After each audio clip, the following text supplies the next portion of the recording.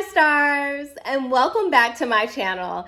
And yes, you've read the title correctly, but before I get into that, I just want to tell you all some stuff about the entertainment industry. When people ask me, so what do you do? And I tell them I'm an actress. I think a lot of times their minds automatically go to the glitz and the glamour of it all.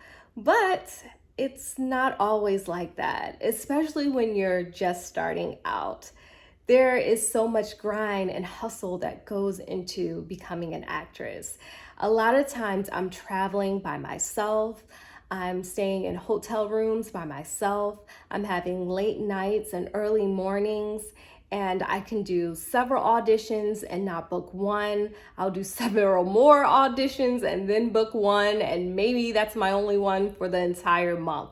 So there's so much that goes into it that people do not see.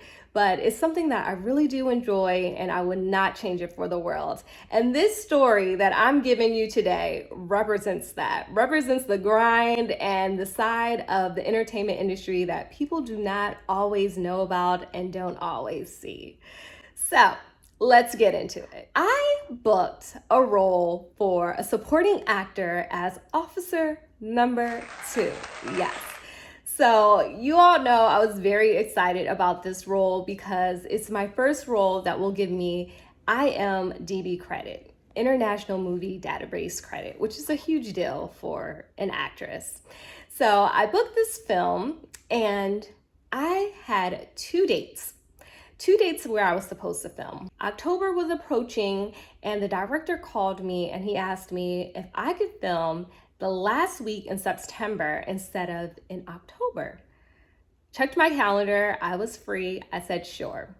Let me get to work because now I have to memorize all of this material a week earlier than I anticipated. So for me, I like to leave a day before I have to film. When I'm coming from out of town, I do not like to drive the same day and have to film the same day. It's just too much. I need some downtime in between that so I can be refreshed and ready to go. But on Saturday, I had the play that I've been working in as an understudy.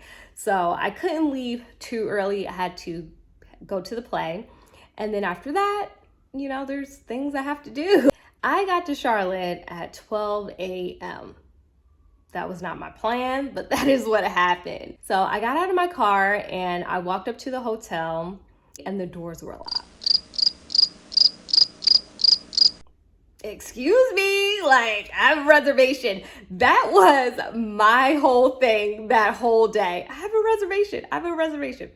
So anyway, I booked this hotel through a third party and I didn't have their direct number. And when I looked up the hotel to get the direct number, it was just giving me 800 numbers. So I couldn't even call the hotel so the phone can ring so I can tell them, hey, somebody is out front. Can you let me in? Somebody walked by and I said, hey, excuse me, sir. Can you let me in here? I have a reservation. So he let me in there.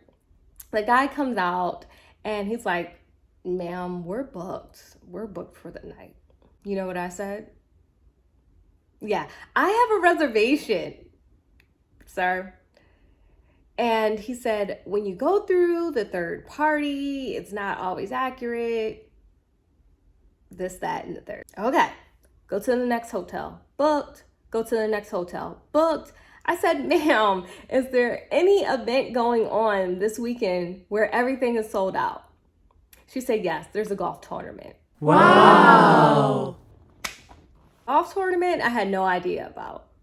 From out of town, I am so tired. I am exhausted.